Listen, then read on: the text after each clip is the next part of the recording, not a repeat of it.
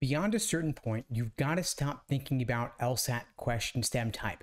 I know everybody loves to drill LSAT questions by type, but they're not going to give you questions by type on the actual official LSAT itself. They're going to give them to you in the grab bag, the 25, 26 question section, in a variety where they're not telling you what type you're dealing with.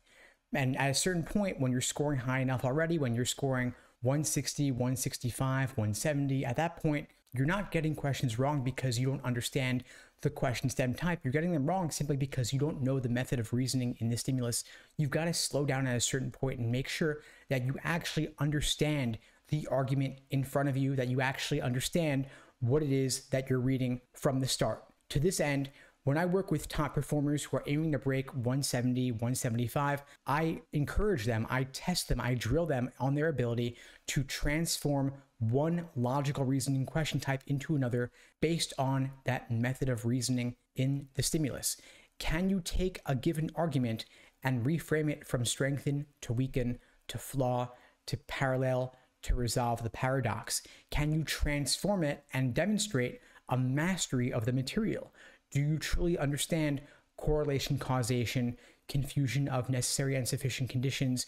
Do you understand how to evaluate numbers versus percentages and why these methods of reasoning are so tricky in particular? These are all elements of the Socratic review method, where I test students on their ability to not just understand the question stem type, but also understand the argument or the passage, the answer choices, specifically what makes a wrong answer choice tempting and what ultimately makes it wrong, what makes the right answer choices unappealing, and what ultimately makes them correct. Because you have traps of encouragement towards the wrong answer and traps of discouragement away from the right answer. And until you know which tricks and traps you personally are uniquely prone to falling for, you can't help but end up making the same mistake again. And this is why when I'm working with a student, I hold their feet to the fire, I put them on the spot and encourage them to extract the key takeaways, because the LSAT repeats itself again and again and again. There are certain methods of reasoning that show up every single exam.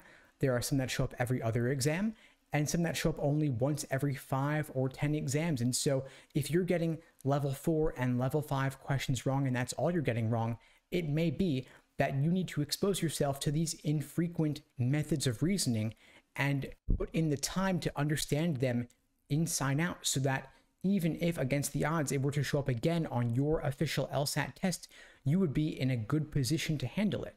And this is regardless of the question stem type. If you're just getting wrong 2 or 3 logical reasoning questions per section, I would be very surprised if they're all of the same question type, and the analytics that you're seeing on the big prep company platforms aren't going to reveal this to you because they haven't tagged everything by method of reasoning. And it may be, surprise, surprise, that you are missing some fundamental conceptual gap on something simple like conditional indicator words for necessary and sufficient conditions, or more likely those annoying words like unless, except, until, and without. Maybe that you have difficulty parsing an argument when it does not contain evidence and conclusion indicators. So figuring out the gaps in your understanding, getting those key insights from your LSAT review process will carry you far.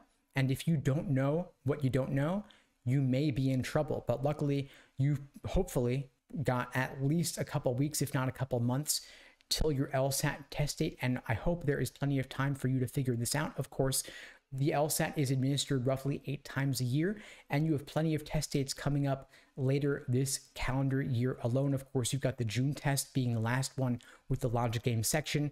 Then you've got the August test, which is the first exam with no more logic games and instead having 2 logical reasoning sections. But you could take the LSAT any of June, August, September, October, November, and still apply to law school perfectly early this cycle. So don't rush it if you feel that you need the time to reach your fullest potential. And of course, I'm here for you. Just reach out, shoot me a DM or an email. I'm happy to help.